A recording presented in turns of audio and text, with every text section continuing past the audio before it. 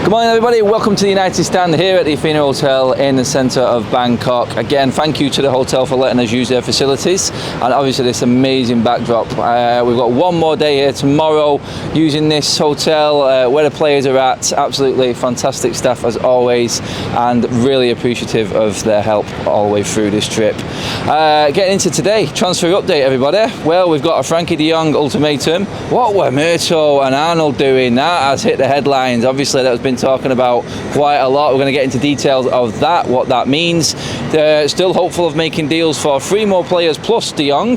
We'll get into them and everything else that's come around through the media and what's going down here. A little bit of an inside info on what was being talked about yesterday in the press box as well, so we'll get into that. Obviously thank you to Wash and Go for sponsoring this tour as always and giving us the opportunity to come out and follow Manchester United on this tour. Let's get into what's going on then. Well, it now looks like United have set a date as such for the Frankie de Jong deal to be concluded. We talked yesterday regarding Frankie de Jong's anger, his team, how upset he is regarding Barcelona's behaviour in all of this, and how everything has been leaked out. I think it's open to the whole footballing world now what is going on. Yesterday's pictures broke of Arnold and Murto both having meetings or spotted entering the premises of Barcelona FC and talking there. We all know that Arnold didn't come on this tour. We all know that Murto also wasn't on this tour. I think that was a minimum, to be honest. If they were out here with the team, knowing that we haven't made as many signings as we've had, and we know the improvement that this team needs. Ten Hag said yesterday, Manchester United are in the market for a midfielder. We are actively in the market for a midfielder. That midfielder we all know is Frankie de Jong. Frankie de Jong now has got to a stage where he really needs to be playing football, he needs to be training. We are 2 or 3 weeks near enough for most teams into pre-season now, and this is essential. This is key that Manchester United get business done for Ten Hag's sake. And it now looks like the club have said, look, this wants to be done and needs to be done by this Friday. That's what's being said. There's no way that Murto and Arnold would go out to Barcelona without anything going down or anything going on. It's not the norm. And usually you would say Arnold, CEO, going in on a deal alongside Murto would be a serious sort of note. You would say that they were going in to really finalise things for both of them to be there. That's how I would look at it. I've got updates from different journalists here right now. It was TalkSport who were breaking the news regarding the conclusion of this deal possibly happening on Friday. Friday, why? I don't know. There's no particular reason why it should be Friday, just the fact that this deal should have been done weeks ago, ideally. We all thought that come the end of June, when the financials for Barcelona should have been in, that would be the day.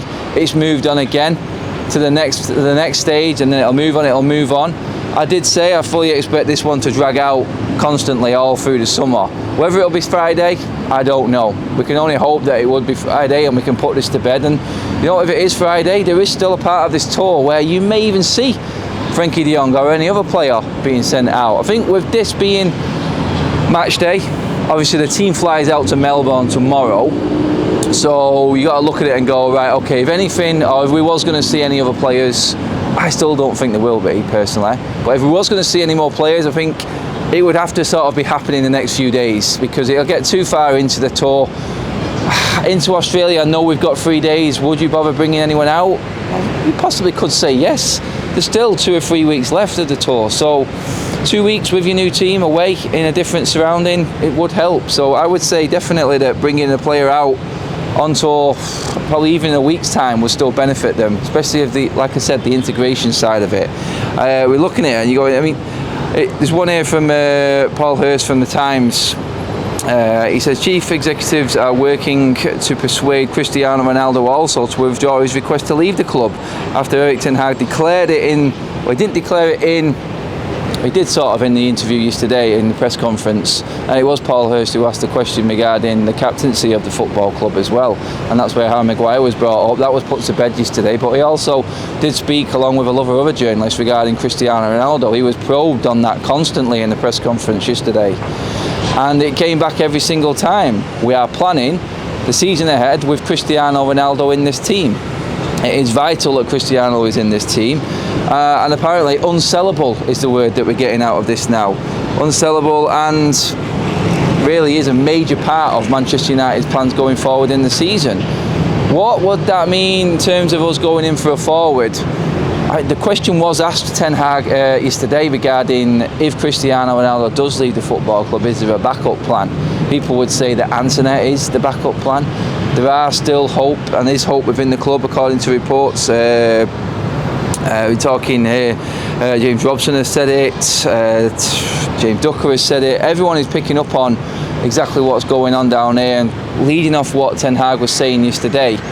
Antony, Martinez, they wasn't brought up much in the press conference because Ronaldo was taking centre stage and everyone wanted an update on it. But I feel like as we go along now that Cristiano Ronaldo has sort of been put to bed by Ten Hag, we'd have to just wait until something official comes out now. We're going to start getting more and more questions regarding new signings. Martinez and Antony are the players that are on everyone's lips right now, and everyone is talking about.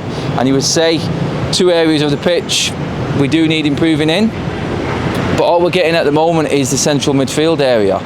I know a question was asked by a fan yesterday to Darren Fletcher, and he said, don't worry about the midfield, we've got great midfielders here already, and we will be alright. Now obviously club representatives are going to say that, but I just look at what Ten Hag said in the interview yesterday, in the press conference, where he said we are actively looking for a central midfielder. It is going to be Frankie de Jong. Is it going to be anyone else alongside him? I think them questions are going to start being asked now, because we're short on numbers. I didn't see Scott McTominay at open training yesterday. I didn't realise that until afterwards, when I thought I didn't actually see him there. So you know what? That's a sign there. That's going to tell you everything you need to know. One injury in midfield next season, and that's it. There's no way that this football club is going to get through this window without signing a central midfielder. It is impossible for us to go into the season without covering that position. Yeah, the World Cup is there, and then players go away for the World Cup also, and if anyone comes back from that, not fit, injured, anything like that, we're in trouble going into the business side of the season. Manchester United need at least 2, I think, central midfielders. Frankie de Jong is obviously going to be the main target. I mean, Ten Hag was talking in training yesterday. I mean, I've seen him absolutely grilling Jadon Sancho at one point, constantly pointing to his head, telling the players to think. And you can see it is weighing on the players now. They are doing more. They are taking a lot more in. I think it was Victor Lindelof yesterday who was talking about how different training is and how it should be expected that Ten Hag is wanting this much from these players.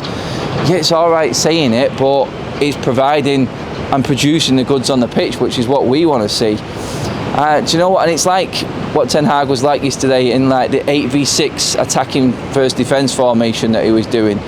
It had Fred at the bottom of it, feeding everything from the start.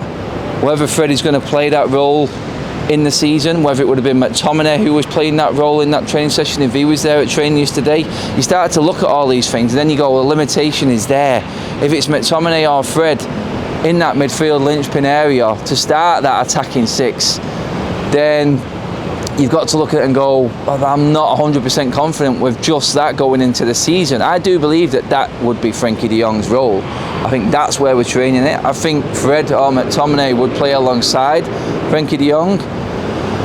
And then you've got to just try and use your head as to where we're going with it, and hope that something comes out of it this transfer window in terms of getting another midfielder in, because we cannot go into the season without another midfielder. I just don't think it's doable, don't think it's possible. Every other team now has got strength and depth in terms of every single position. Yeah, you can say we've got a lot of central defenders, you can say we have got a lot of forwards to pick from. Some of the younger players have been impressing on this tour so far. Now Garnacho and Hannibal have been looking sharp, and it's been good to see the camaraderie between all the players, because yesterday you got up close and personal and you could see the senior players alongside the youth players, and everyone is getting on really well. There is a really good atmosphere and good vibe within the camp, and it's easy to say that when you're on tour in these sorts of destinations. Everything's more relaxed, but there is that feel about it, like there is a togetherness within this team. Whether or not that's because of the players that's left, whether or not that is because all of the so-called leaks or the bad eggs have gone from the club right now. Interesting to see that. It'll be interesting to see if Ronaldo was here, what it would be like. I mean, I'm not saying Ronaldo would be one of that type of player, but it does look now that if Ronaldo wasn't going to be in this team, the team is really going to have to come together, because Ronaldo was, like I said, our saving light last season. He was the only player that really performed to his ability alongside David De Gea. And without Ronaldo, this is going to have to be a team. Whether or not that suits Erik ten Hag going forward, a team that actually comes together in all positions and works, rather than looking to the one man and feeding their own one man. Or you could say, look, we need that. We need the type of Ronaldo player up front. Otherwise, all this work that we're doing, we're going to have no one to put the ball in the back of the net. It's ifs, buts and maybes. There's no definites or dead certs at the moment with this football club, and that's what we're looking at. We're hoping, we're praying that we are going to get some transfer business while we're away on tour here. But at the moment, as it stands, it is still the same. So we go ahead, we move on. It's obviously Liverpool tonight, that's going to take preference. We're interested to see who plays where, in what positions, and what sort of formation he brings up tonight. Do stay tuned tomorrow for the press conference and the match day vlog. That will be on the channel tomorrow, everybody, so stay tuned to that. That rounds up today's transfer business. Don't forget, sorry, I'm not going to forget to thank Wash and Go for sponsoring us on this tour again. Thanks to them, and thanks again to the Afia Hotel for letting us use these facilities to film our shows here as well. Everybody, like, share and subscribe to the United Stand as always. Adam out. The United Stand on tour, supported by Wash and Go.